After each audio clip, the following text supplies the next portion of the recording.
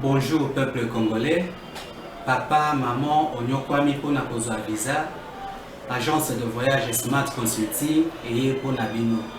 Oza na posa obima na ba pays lokola Canada, États-Unis, ba pays nyonso ba État Schengen, Turquie na ba pays lolenge na lolenge na $500 Smart Consulting et saleli bino assistance et visa. Ba bourse peut être disponible pour na bana nyonso baza na posa okokende kotanga libanda pona pays ya Tunisie, Chypre pe Biélorussie. Oza na posa ya kozwa biso toza esika ya kobunga te okomi na rond-point Willery na avenue Louvungi 165 l'immeuble Kazam na premier niveau. Toza wana oza na posa ya kozwa ba information na nzela ya telefone. Oza na posa ozwa biso na nzela ya telefone obengi biso na 081 144 38 91 soit obengi numéro mosusu 081 32 62 203. Msala kitoko emona na misu et en plus na dire à Moukier adresse exacte une seule adresse na Smart vous n'aurez jamais dessus. Smart Consulting avec $500 on peut voyager partout dans le monde. Merci Ebandelia weekend malam na bino nyonso bozuli bakuya kolanda plateau de vérité ya suka ya semaine oyo vendredi 5 mars 2021 mbote na bino nyonso boza na Kinshasa boza na Beni boza na Aru boza na Rumangabu boza na Kamina boza na Kanyabayanga boza un peu partout. Merci parce que na magie ya technologie to koma kolanda mabisika nyonso à temps réel mbote na bino sika bozwa mina bandeli soso. Merci na confiance boza ko sala biso plateau de vérité malembe boza ko toza ko ndima na mitema na bino pe na bandako na bino na ba salon politique pe na bakwa nyonso toza ko ndima. Merci na confiance wana boza ko sala biso to senga na bino ebele bo s'abonner na chaîne YouTube na biso wana zali apport ya monene pe makasi obino boye ko même pas na biso. Merci na confiance boza ko sala biso. Vendredi à lelo procès moko za kofungama ya batu oyo babetili fundisami lokola ba détourneur ya ba fond ya mboka na likambo etali bongo secteur ya enseignement primaire secondaire et technique EPST batu moko batsemaki na boloko uta mikoleleki kasi lelo procès na bango za kofungama ekozala na makala procès wana pe kozala télévisé na chaîne nationale la RTNC. Donc après procès moko public etali likambo ya 100 jours procès mususu na bato bazwaki selon en fait basa jusqu'à là ba présumé innocent bato balobiti mbongo ya gratuité za komona na te nini to kolobela to meka pe ko fleurir ngoma moke mokonza mboka ayambaki lobi asolaki mokola lobi na ba chef de mission diplomatique 2 jours après assassinat ya ambassadeur italien asolaki na bango webi likambo wana kokufela mutu na ndako na bino za moi choc ba explication pe sa makala lolenge nyonso koma ko expliquer makambo belé au même konza mboka yambaki bango assurer na bango pour ça na ya kotia kimia na partie est la République démocratique du Congo na likambo kaka kimia MONUSCO za promettre ko appuyer likanisi o ya kotia kimia ya ko stabiliser plus la partie est et puis comme ma kimia côté kuna bon tant MONUSCO zo bakaza ko appuyer yango azo mituna banda kala banda ko sala ni pourquoi appuyer yango siko pourquoi appuyer on attend kala te mais likanisi za malamu sifo ko appuyer partie est wana.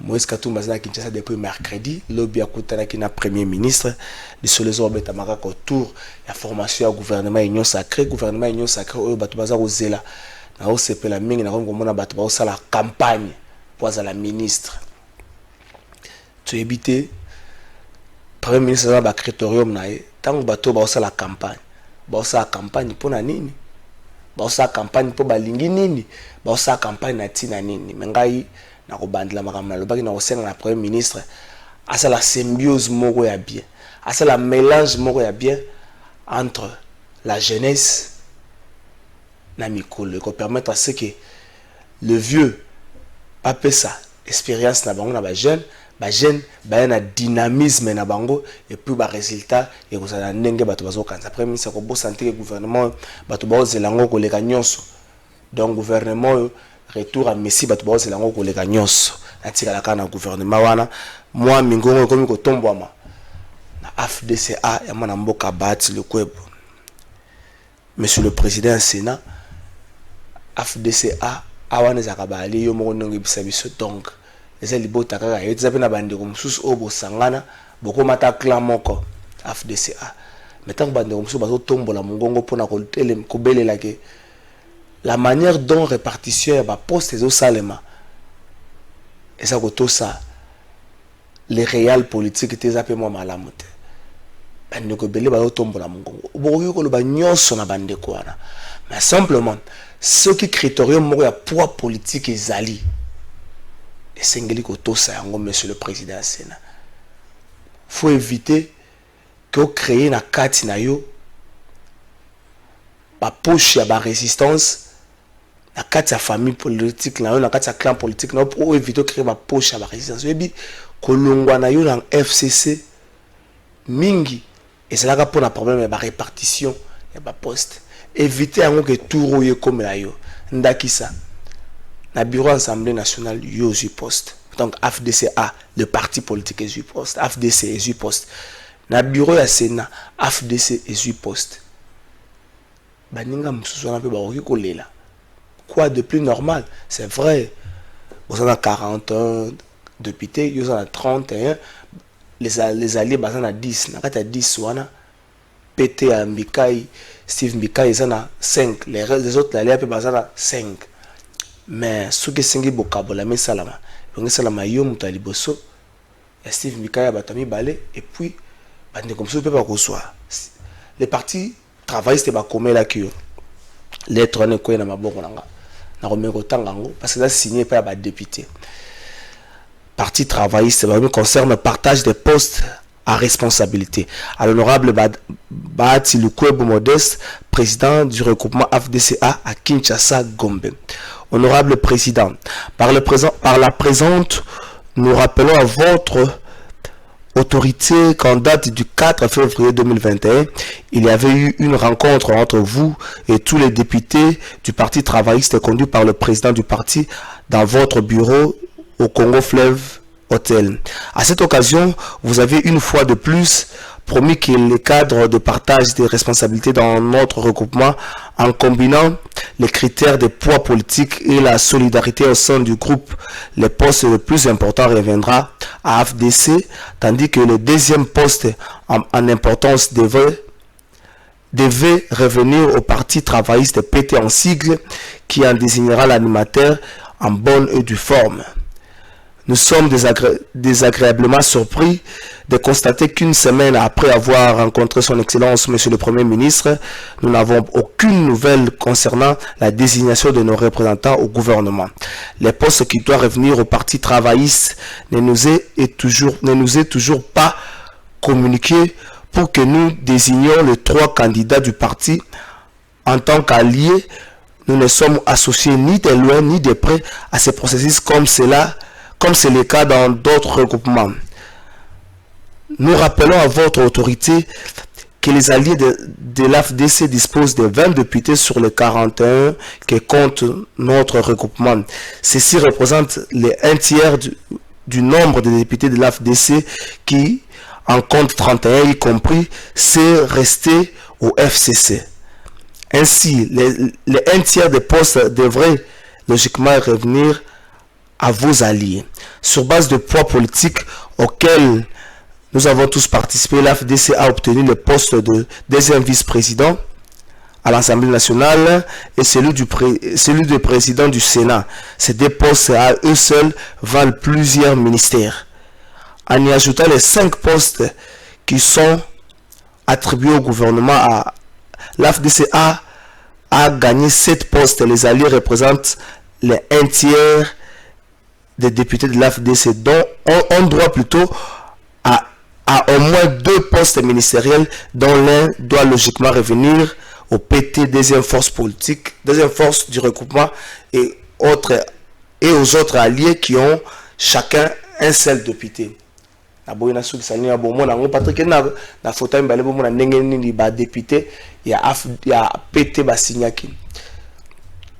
Monsieur le Président du Sénat, oyo ko bimana miso opinion que balingi ba poste mingi balingi boye balinga bazo na pouvoir, c'est vrai, balingi mais tango bovanda ki la libota ni so na yo zaki nini bandeko ba rappeler yo date ya le 4 février au bosala ki réunion na bango makambo yebisaki bango tisiko eloko moko ezo salema te ezali ka moko malamu mingi pesate mais kana no kobongisa zongisela bango we bongi bazongela yebisa bango ke boko za poste be bango va proposer yo les 3 noms comme ça batika na premier ministre le pouvoir wana ya kopona moko na kati na bango ezali kambo ya bosala makelele te. Donc to suka wana bongisa eza makambo me makabi na mbilinga tango zaki na FCC na bandeko bokabona ki na ndenge bokabona ki meturo bonggisa pour eza union sacrée boza na mama la mingi pesa na clore chapitre oyo na kosenga na président ya Sénat abongisa na bandeko na ye. Merci, nous espérons qu'il y a bongisa bandeko ba retrouver gain de cause na démarche na bango. Merci. Général Silvano Kasongo, bravo pe merci na musalo salaki.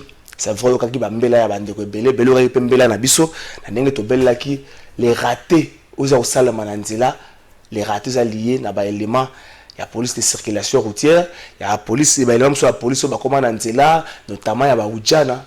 To l'examino Moussani général Kasongo salaki semaine akitaki na ba balabala camouflé na kati ya voiture moko général Kasongo akitaki akangi ba PCR akangi ba policier oyo basala ka tracasserie na ba chauffeur na nzela na ça commentaire mingi te tokena na registre total élément wana bongo tozonga je vois que mutna na ko na ya ça commentaire na ndenge oyo ya ko mona ba image tokena registre minibus dédié au transport en commun pour passer inaperçu.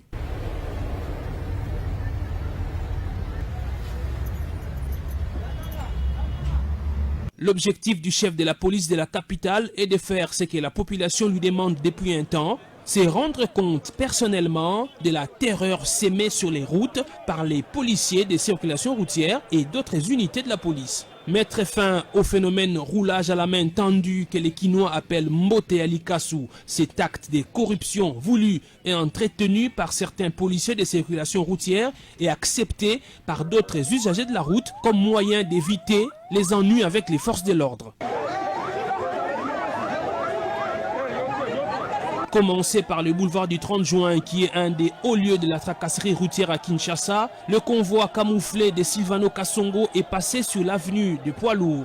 Ici, les stress causés par les vols à l'arraché sont accentués par les tracasseries des policiers.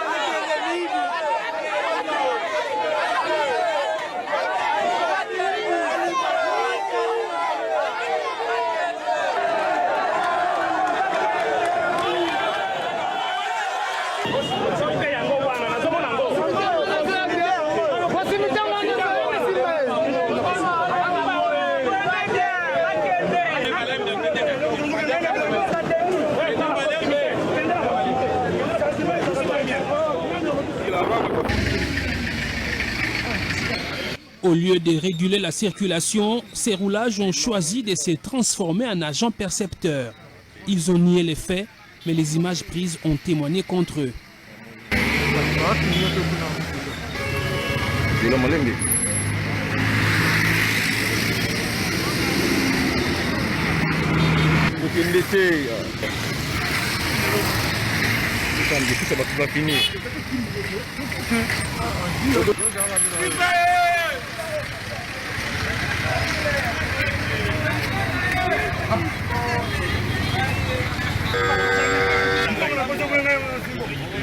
Ngamo na filme yo. Ngamo na filme dino ndeko za. Amona kiyo komanda.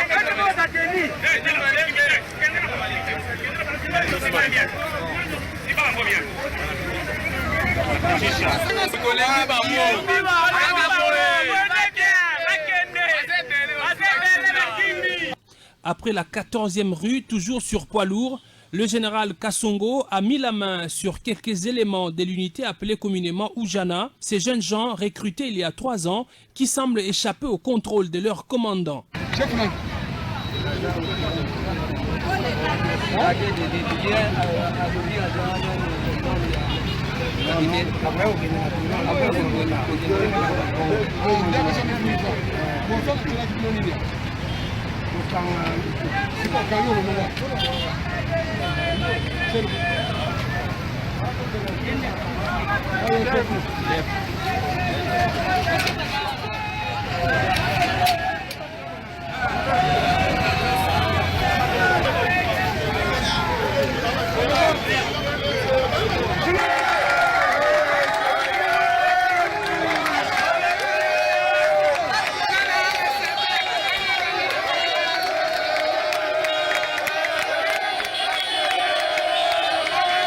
Déterminé à ramener de l'ordre dans sa juridiction, le commandant de la ville a par la suite pris la direction de la partie est de Kinshasa, au marché de la Liberté, à Pascal, à Kingasani-Nsuka.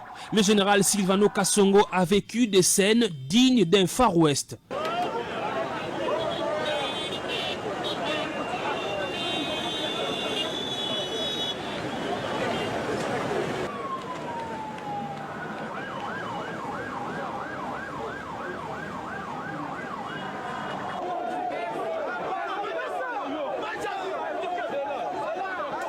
Il y a même eu un roulage qui, piqué par on ne sait quelle mouche, a tenté d'arrêter et de rançonner le minibus à bord duquel s'est trouvé le général Kassongo.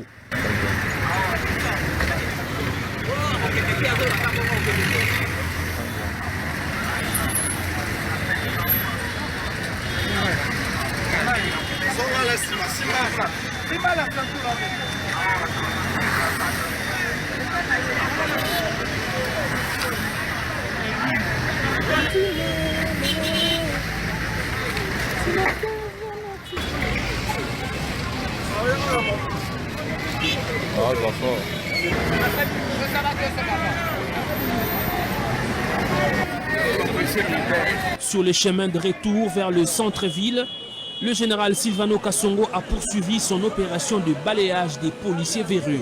Boulevard Saint-Doué, Pont-Cabu, Bokassa, Croix-Rouge ou encore le rond-point Victoire. On l'a chargé à la tenter. On l'a chargé. On l'a chargé.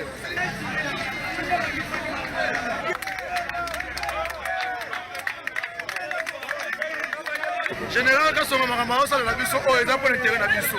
Bataka ba roulage nzela pour na kosala makambo esengi basala. Bango bakoma kosala makambo o batindaka bango te. Comment il y a la balabala de 500 à l'équipe, pas un gars de côté, ou dit qu'il y a quelqu'un dans la terre.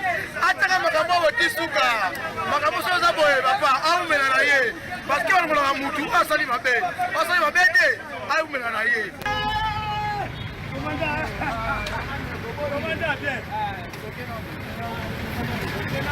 Yon de l'ombiet.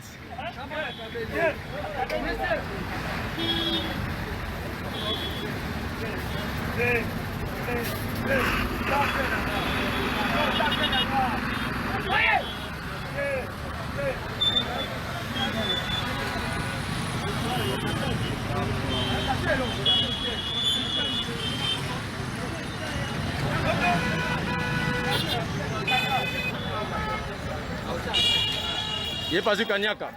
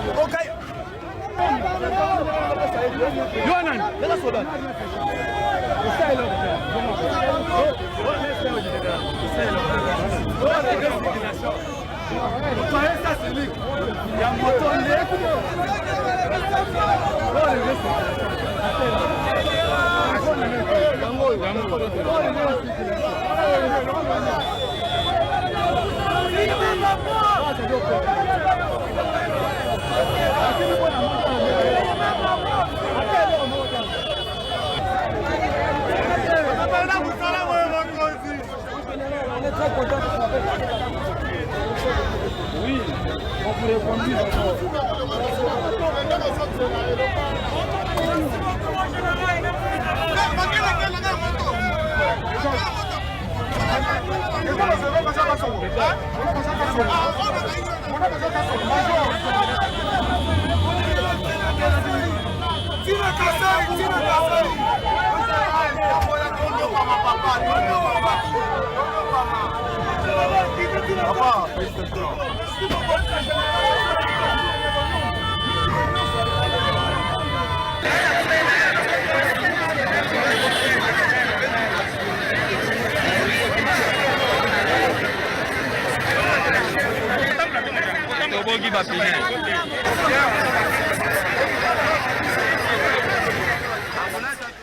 Merci à Bandeko Bazana Régie, Alva Image, merci à Francis Beya, merci à Patrick Kitoko. Je vois que l'image joue à Bomoni Yango. Général Silvano Kasonga Sali Moussala Makas, Nakokanga, Batu Nyonso Bazarana Nzela pour nous déranger Batu. Sali Moussala Makas. Mais mon général, Topetio, bravo. Même tout n'est silité. Le haut na Kinshasa, le rôle de journaliste na sali constat que la manière d'opérer à policier, et ça le roi toi en 2016, toi en 2018, c'est-à-dire pouvoir comme un problème na peuple. So ça la kangaye. Police a taillé ko kangamutu. Azo tout ça manière te, azo kangamutu na brutalité makasi. Message au bozo pèse na peuple qui noa ezali nini. Je vois que invité comme rappelle peut ko tsal le bana makambo wana. Minangina soukisa. Mon général yebisa biso nombre de PCR nini bino botia na balabala pour na réguler circulation. Comme ça toye babango kuta na kwa msusu na ba Carrefour msusu 15 PCR. Côté msusu embouteillage ba PCR bazate. Mituni po nini batu bazo ebate. Ya suka pe bambongo oyo batu bafutaka na basiat na basusiat amende transactionnelle. Combien oyo police a salaka en termes de recettes par mois et to souki sambongo ane kendaka wapi poso côté na police ba so pesa mbongo papier on dirait que mtu fa la bango ba papier. Je crois que biano ane ko so mitu et bitu ane ko so biane pa na yo. Merci invité na biso mokona lwa na plateau to présenter susu asa so muta ko présenter na ngai na loba abundi bitumba na komi wapi to me robeta leso na ngoni to ko lobela lelo to ko lobela dossier HBA to ko lobela likambo ya Senko la lutte ya veille patriotique, la qualité à membre ni ya gouvernement, insécurité na S to bossa na ngote, mais bila pe amokonza mboka to me kolobongo. Na pesinga information moko tango na za babi bandeko oyo bazaki libérer na dossier ya musée basali collectif na bango moko, ba ko senga réouverture à procès pour que ba mususu basa la réparer ko sale maté avec Pascal Mukona. Bonjour. Bonjour trésor. Papa boni yo boni éveil patriotique le rôle à union sacrée na monim éveil patriotique et l'ali éveil patriotique tous les quatre na ko s'organiser parfois dans quelques jours tu copies cette date. Éveil patriotique a joué ça va couleur na yé. Donc ça va couleur politique. Ce qui est politique problème est mais combat na yo ebonge toucher batu nyonso.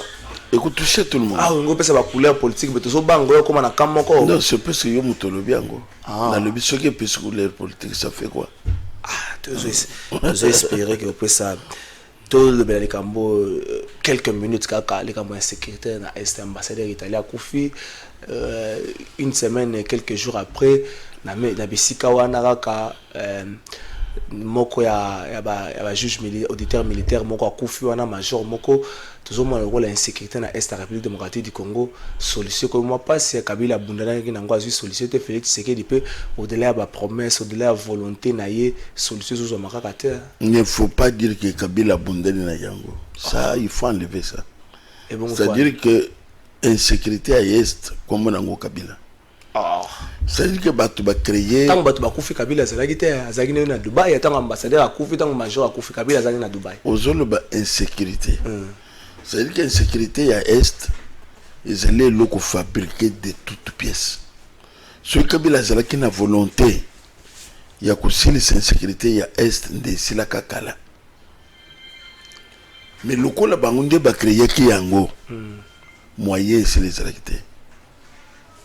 Oza Congolais lokola ngai mutoza général azana est balingi bakanga ye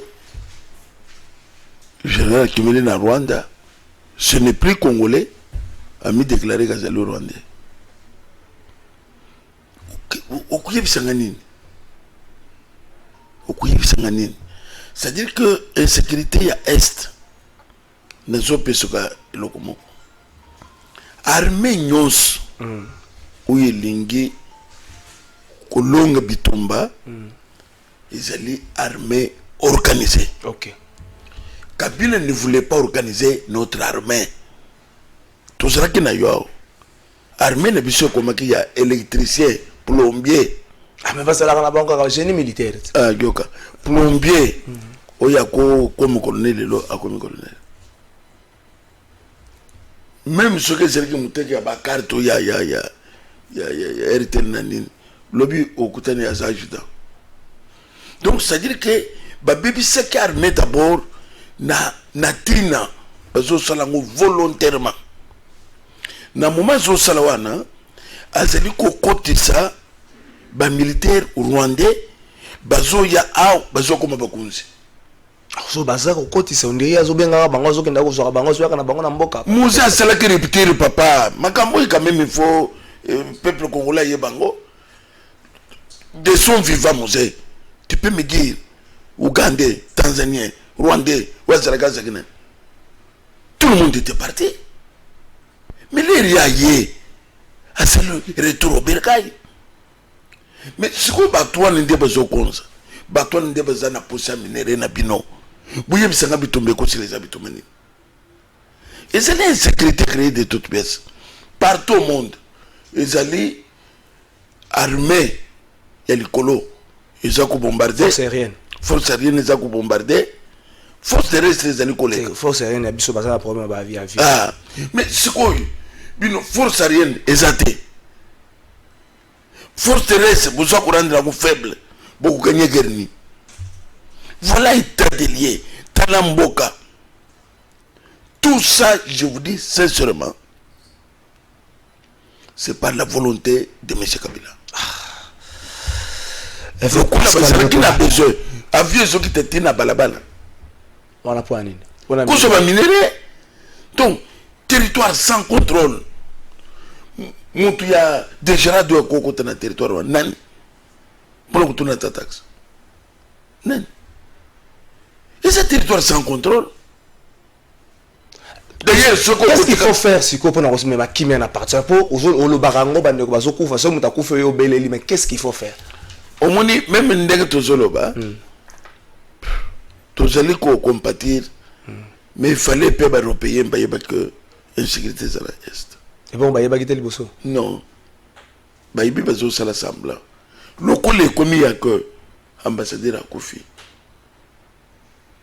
Donc bazo comprendre ce que c'est un problème sérieux. Alors, solution ezanini. Solution ezali nengarme na biso akomi ko s'organiser. Ba tchaba via likolo. Ba bongisa na se. Ba toine ce que ba yoki kaka 4h du matin. Kaka zamba nyonso pele moto. Ba kufanda wapi? Tout le monde a déjà démonstration. L'armée se prépare maintenant. Donc, il faut qu'il y ait vite. Basali ko bombarder. forteresse azali ko récupérer mais bato bazana forteresse ko sala nini bato bazana balubwako bato bazana bazamba bako sala ndenge nini voilà la solution akosala la bande ko na régie ba préparer les biso eloko ezala ngo kaka 1 minute film oyo na 2012 baboya releka na Kinshasa réalisateur Thierry Michel proso tango salama na bandenge belé kokota te caméra ko zala te ezaki na mama kampo nango enfin la TV5 elekaki depuis mokola mardi mais nazo kama moi silence ezana Kinshasa bato bazolo balobe belé te procès ya mwana mboka Shebe bakolo belé ndenge bako bazana na partager ya pouvoir bino ba leader d'opinion mususu bongali botombo la pe mingongo toujours tokotombo lokomo zelo la ndelo ko mona ningi ba police bazo tatabana na munoko pona ko pesa ba responsabilité toke na régie 1 minute quelque kala ba ko zonga Floribert Chebeya le 1er juin à 9h56 minutes pour qu'il vienne à l'inspection générale. Il ne serait jamais venu. Et les relevés téléphoniques fournis par Tigo les démontrent. À 9h56 minutes, il a appelé Floribert Chebeya pour lui dire qu'il y avait possibilité pour lui d'être reçu par l'IG dans l'après-midi. Oui, inspecteur principal. Je l'ai confirmé. L'IG avait marqué son accord de principe d'organiser le rendez-vous pour que lui reçoive M. Chebeya. J'ai appelé le directeur de protocole pour lui demander l'emploi du temps de l'IG. C'est quand il m'a donné son emploi du temps que je m'étais permis de l'appeler pour lui dire que c'est possible que l'on vous reçoive aujourd'hui dans l'après-midi entre 16h et 17h30 au plus tard. D'où avez-vous tiré l'assurance qui vous a permis de fixer rendez-vous à Chebeya, d'autant que la chargée du protocole, apparemment, n'a pas fait état de cette audience. Elle qui devait l'organiser. Monsieur le Président, je ne peux pas mentir, encore moins inventer. Je vous dis ce qui s'était passé. Lorsque elle m'a donné les programmes, l'emploi du temps du chef. Est-ce que vous lui avez dit ça? Vous avez suivi ce qu'il a dit? Vous confirmez? Je lui ai jamais dit ça. Moi-même, je n'avais pas le programme sûr de monsieur l'inspecteur général. Pas ça faisait 3-4 jours. Vous avez dit que vous ne lui avez jamais dit ça. C'est ça? Vous confirmez? Vous confirmez que vous ne lui avez jamais dit? Je le confirme. Et ce n'est pas dans mes habitudes de mentir. S'il faut dire. Merci. Je crois que bien moi moni contradiction ça na katsa makamwana. Ba mususu bazobio 3 jours autres ça on karaté. Et ça na bande ko moko bakufa. Ba révélation pe salama eseka bakunda Fidel Bazana ou ba bina concession général Jadija neseka bakunda Fidel Bazana. Moi si Fidel Bazana bana na pe bande ko ne batika lo mona ebembe na yete. 2010 style le 11 ans et bembe mona donc juin 2010 style le 11 ans et bembe mona te avec Pascal Mukuna. Tango mone extrait en 2012 wa boya kele eloko nino yoki. C'est-à-dire que nous sommes selon les mascarades. Ils allaient locaux bien organisés. Même la dame qui dit que c'est pour protéger son patron. Qui n'est le pas. Et locaux qui sont la manifestation sans que nani non bien yeba.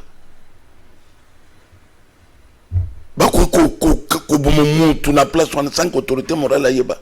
C'est de la blague, c'est de la foutaise. Via Moutou, parce que n'a ya monté. Bateau, bazana makamba, ça c'est rien. C'est plus que tu vas y banaki. Bongo bateau, bakoza la que. Bake bongo bazakomi. Arma matungo. Arma tungo, et bien, mais mon faut que bunda pe bemba arma tungo. Mais c'est ça ce que je te dis que bateau baza tellement ébélé. On me dit, nous avons la matière. Nous attendons. Roselatika. Non. Roselatika, matière, Roselatika. Trésor matière est allée. Matière est allée. N'a comme ça, yo que Bakou échappé.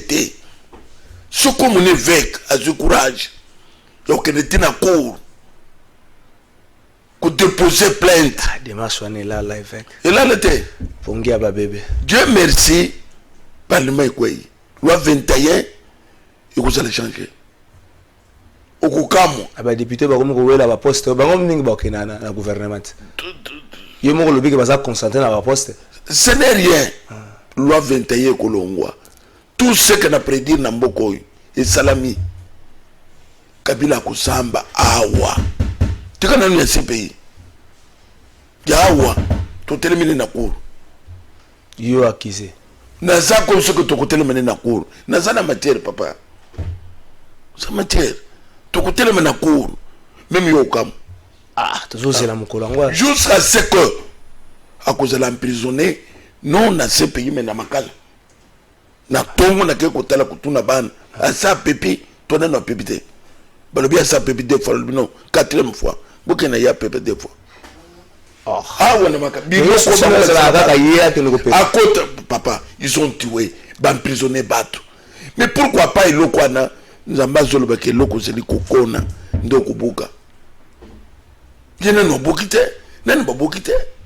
Mais mingi bakati za mambo comme na union sacrée. Ça n'empêche pas. Aux union sacrée, gloire à Dieu. Mais makambo c'est là que le pied kolande yo. E kolande yo. Na sa ko ebise yo pe na zeli koloba. On voulait na bandaki na lobaki moto za muke bobo mayango. Boye bise biso akor na bino, ebise seka cheze ba lobi azali boma. Nous taxe d'info. Ah, nous t'allons pas mais il y a aussi bango sacré. Bien sûr, mais il y a aussi bango. Il y a aussi funda été. Mais ça il y a sacré. Aussi funda été. Tikaye. Ce n'est pas comme ça que trésor. Tala au commun makambo et veut patriotique à ça. Nous allons les surprendre. Tout le monde ici. Ah. Gouvernement zobi ma pona bato baroza ba ministre critère ni ko pesa bango. Ata na minute moko bato baroza ministre. Eza bato lenge nini. Bon problème est éthique. Donc ce qui m'ont causé la ministre aya kusela mboka parce que tout le monde qui ba ministre belé sous Kabila ba c'est que kusela mboka te osai kuluka mbongo donc mututu azoluka par quel trou na zombongo pe bazoluka ngona précipitation ya makasi et moi ça tonginda ko moi ça lui et moi c'est donc mais kura tale lokolisiko partout bisona ba maïzate maïza pour habiter en décembre ndé obonga maïzate courant izate donc et ça situation batiki donc mon wana oulié so situation batiki Félix c'est que ça 2 ans situation batiki mais à continuer ko le ba to continuer ko le ba ka te situation batiki trésor ce qui bato zo le biloko yo pour netenanga na zo mona que bazo sala ngona mauvaise foi pour la situation Kabila tiki na mboko yo 2 ans ya lit ya kusilisa na système Kabila après vous allez voir pourquoi pas bon c'était na moment Kabila zaki na système ya a bloqué tout oyo solo bani salamate pas tout seul mais éviter qu'est-ce que cet homme là a fait de ce pays. Kabila n'a pas un cœur d'homme. Oh non rôle ba bongote oui muto zanga mawa non yo za thermomètre ko ebati soki na sala mawa to sala mawa te mais na l'air tout ce que muto zo sala ezaka ya ko bloquer ezaka ya ko bebisa ezaka na l'air wana muto bayela ko yokela ba congolais mawa ya nini Kabila n'a jamais aimé les Congolais, n'a jamais aimé le Congo, a manifesté Yango du début à la fin. Il y a que je m'en fous de vous. Je m'en fous de vous. Même si nous connaissons pas Kolobangote. Avec Pascal Mokuna. Mon enfant de la qui chasse l'ingala tam Kolomoko. Ce que cet homme-là, absolument, il n'y a pas l'ongolanga kuna. On a sapé ça mon kuna pango. Mais ça veut dire que ça va être belé à papa, va vendre n'amboko va mikole belé l'ingala pe ba ebiter. Chinois zoya. Il n'a pas comme le lingala zo teka na lingala zo sama comme ça. Yo mi le zo bona mboka 23 24 ans. C'est yo okolobelo côté. C'est quoi ça cette laisse ça? Ça sabotage. Mais sabotage à komona. Sabotage. Zamba ko sele ya kukama. Zamba kitaka moto. C'est pas. Kinga kati yangwana kashama te yangwana. Aya kufanda. Oh, Marosonga. Akena ina mission moko. To boyite ayate. Kinga kati yangwana. Mais ozo za ko bangisa mutu Congolais za libre ko vendre na mboka na esikali na ko ya lingi. Na za ko bisa yoko. mboka yango kinga kati yango kashama te yango wana aya kufana ya kufana wana makanisi noka kokoma bakomisa kinga kati zoyo koma numéro 1 zo wana mais ekokoma place wana makanisi zo tenir nango naza komisa yo simba maloba naza komisa yo kinga kati ekokoma mise ekokoma place ya bato bazokende kosala visite azala kofanda azala kolala azala kolela azala kosala bokinga kati simba yango pe koma kawelezaka sur te mais wana tolobi moto adétruire yango te basoda bakona il semblerait que bazo bato basé na garde kuna il semblerait que bakomi ko bomo ba nyama mo ba antilope donc soki bayoki nzala pe bakoba mpe koleza na onel ka eza nyama te etongo zo bato chango ebele chango to bakolia tan mibale misato mais yebisango batika banyameza débat makasi za mikolo ya likambo ya élection ya 2023. C'est quoi ça là qui communique moko est-ce qu'a rappelé qu'il l'urgence et organisation de l'élection en 2023 mais c'est quoi yemokote ambassadeur à Belgique a martelé que likambango nanga kutu le baki que azo éviter ndenge tozo kende azo banga ne to kende boy to se retrouver en 2016 que l'élection ça le matin il est temps plus que temps tout se préparer pour la élection en 2023 donc on a président c'est parce que le quoi ba tombo na ngoma ko samboka isi bango nyet buvanda kimia makamwa na bango te to cancel élection 2023 yupo bella ka bango ngamo côté to élection 2023 te to cancel no recensement na koyebisa yo que Belgique azane loko moko te oya ko kopesa biso sur likambo zolo bwana na ndenge ni ngana zalaki na Belgique asali une année les rois ngana zana Belgique sans premier ministre sans gouvernement Congolais n'a qu'à négocier avec la dirigeance, Congolais. Belgique fonctionne avec une année sans gouvernement. Sans gouvernement. Oui. Administration de ce qui vend dans le local. Voilà. Les Congolais n'a qu'à négocier avec la Belgique pour maintenant ça c'est yebisa Belge qu'ils s'arrêtent. Awa tozana 2021. Comment charnement est cause le tir et l'eau est dans 2 ans? C'est qu'il y a quelque chose qui se cache. Donc on est. Na quoi c'est yo boy? 5 ans à quand c'était que les Lindenga c'est qui koloba kala. Maintenant il y a le vrai patriotique. Il n'y a pas que les 5 ans. Mais yo zo no baté. Mais c'est pas ça le constat tamboli. Na za pas patriotique jusque là kana ki. Na zolo ba que 5 ans ils allaient le côté. Le Cameroun le bakango kaka de prise à pouvoir. L'herbe le bakili kambuya. Vérité des urnes. Na quoi tous les 5 ans lelo na vérité des urnes. Baza wapi. Pour y avoir que toujours les zakaka aventure, les zakaka trouble, les zakaka désordre de 5 ans. Le nom de la cause c'est la bango. Na vérité des urnes. Baza wapi. Et c'est là qu'il faut troubler mboka et c'est là qu'il faut troubler sur la bataille. Ndelo ko bazilingi ba semer les sous sikoyo. Balingi ba semer l'urgence et organisation élection 2023. Tikalanga na lobana. Moi je me demande 5 ans azako jouer rôle ya nani? L'église. OK. Na quoi ça bandeko ya 5 ans.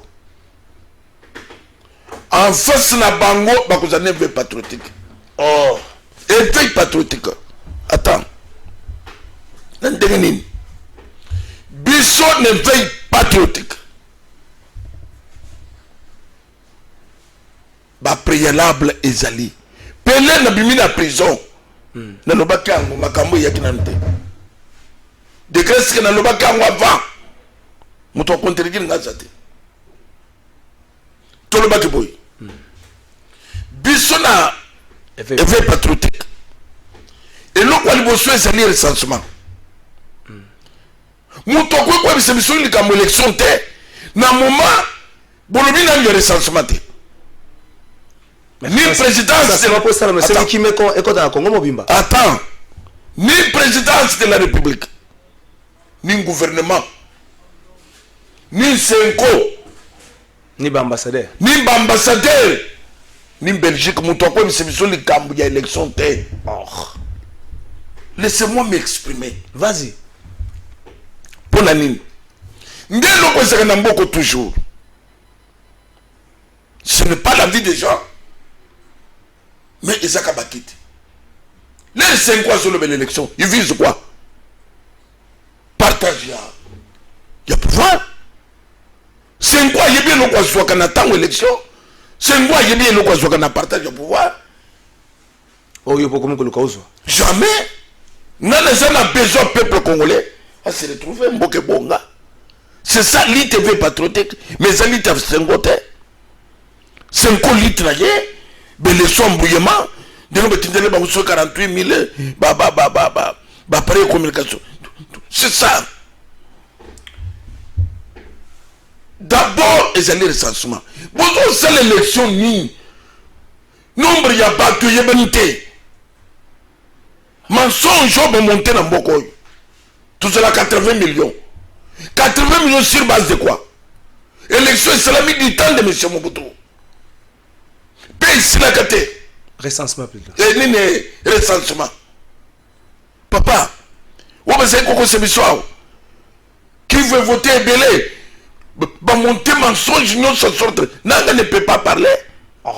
Maza Congola. Mais zone que Nanga ne peut pas parler. Attends ici que ceux qui te bongamité. Atika. Ça c'est la temps on a été kaken. Ah, kena nuta. Yo kane c'est yo papa. Nanga kena asaki. Ne parlez pas de Nanga. C'est-à-dire que recensement. Tout y est Kinshasa ça na batuboni. Congo central et ça na batuboni. Moutoumou quoi comme même biso na élection ça recensement ça recensement le recensement autobané aussi ça me connaît. Ça ne me demandez pas. Ah biso tous a besoin de recensement. Ce que va vous cela on a 1 mois gloire à Dieu. Ce que va vous cela on a 2 ans gloire à Dieu. Mais biso c'est le recensement. Il y a des lignes. Bateau va servir sur aventure. J'appelle ça aventure. Escroquerie politique. Va créer 26 provinces par des ambitions politiques. Comment met la constitution?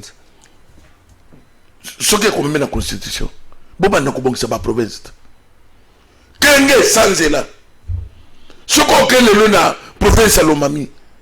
Je laisse aéroport les Zawap. Aéroport à l'Omami. Quand militaire les Zawap. Nous avons un gouverneur de Tongela Kangwap. C'est sa aventure. C'est ça escroquerie politique. Même ça dans la constitution. Dans le modèle Wana. Parce que nous avons une précipitation. Nous avons une ambition politique.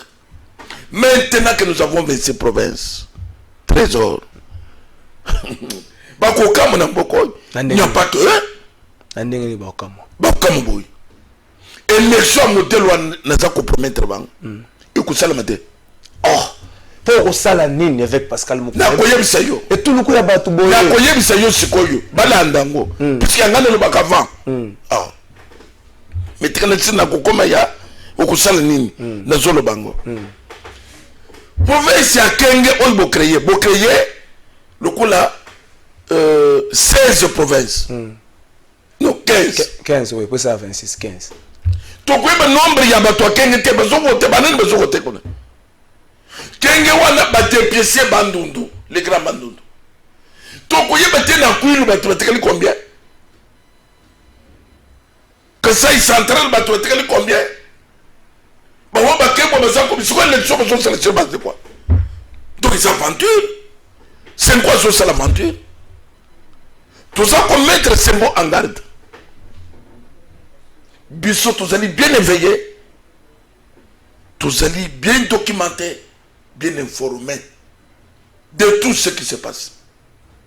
Ceux qui vont y habiter, et puis qu'ils allaient informer de tout, bien documenté. Je vais mettre en garde pour ma benne à Bango Zani. Ma benne à Bango Zani a que Bazali que je toujours sale jeu. Il y a la vérité des îles. Sale jeu. Donc, na koyem se yoko. Tina ya recensement et zali surtout pour le moment. Nanga mona telo ko le temps ya salaki wana. Nanga yebi comment il a accédé à ça?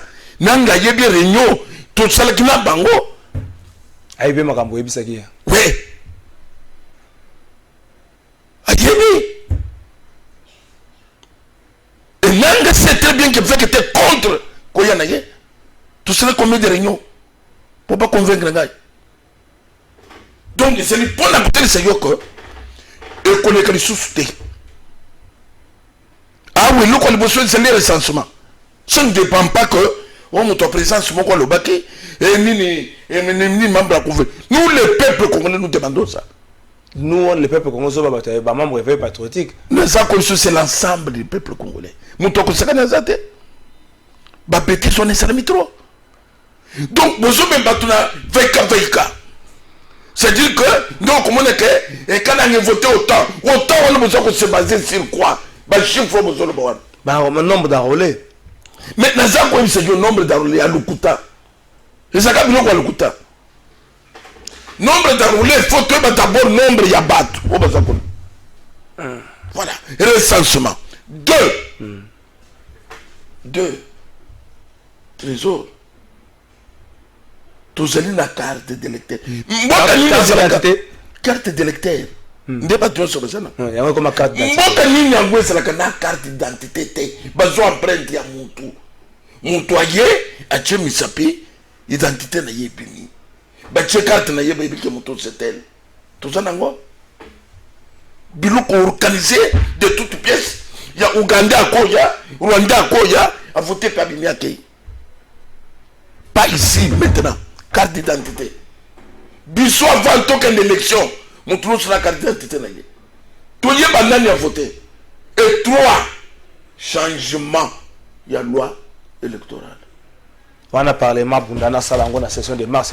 Ah, sans cela, ma clé nous sommes 5 ans. À ce moment-là, il y a Pamba. 5 ans. Naza quoi bisabino. Botika ma clé besoin de cela, il y a Pamba. Ah. Baza il fallait luka bango na boy la table moko bosololi. Non. Baza baninga no batata. Ah, tout ça na cadre ya musala. C'est-à-dire que 5 ans faillé bako. 5 ans ya kala. Éveil patriotique yanga 5 ans yangwan. C'est-à-dire que ndenge basolo bawan biso tout ça na ba préalable. Soki baza makasi. Soki na ça mboka yango basali sélection. Basali sélection. Oui, non, ce qu'on a élection sur Salam. Il y a des ordres. Ton côté, c'est que Mboka et Zaka y a binoté. Merci avec Pascal Muguna. Tu connais pratiquement la Soukandeko Christian Mande depuis l'immédiat lobby. Nous sommes nos Zoloba. C'est que sur la poste et la présidence, nous revendons Kimia auquel nous organisons l'élection. Donc, des marches au programme que ça avec Pascal, tu as bangake. Mais man, il y a Zoloba, à tout le monde. Les Bachaki ne boyent.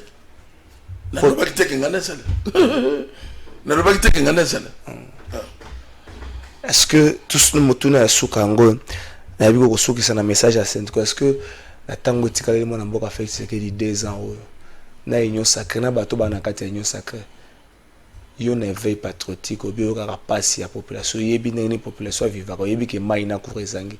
Est-ce que na 2 ans etika to ko lobake moi chance ezali soutenant n'enga union sacrée bato comme kondonga les apostes moi chance ali ke ba soulager moi muke so de passe ya population oyebi trésor botuna kanga mukomso soit bilan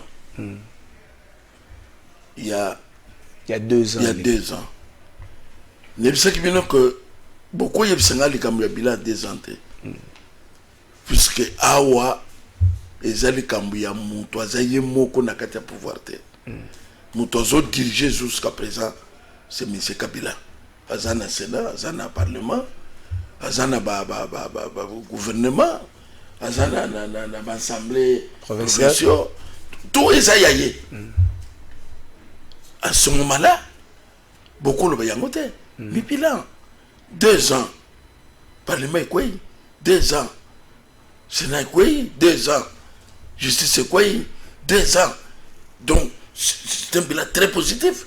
Puisque le quoi il fallait qu'on ait ça nous système Kabila. Pour nous connaître Namboko. Le reste, c'est l'ensemble. Il y a le peuple congolais. Le les autres, c'est la Mexico. Premier ministre, c'est le gouvernement. C'est en ce moment-là, tout le monde Nini, tout le juge battre, Nini, tout le mais pas où il est.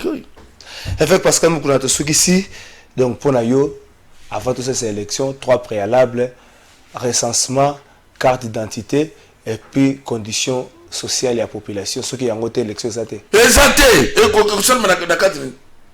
Même les parents ils bien très bien. Oui, il m'a créé besoin solennel. Et c'est l'embrouillement. Il reste encore 2 ans. Bah toi comment m'a créé le quoi? Pour y que et ça le coûte.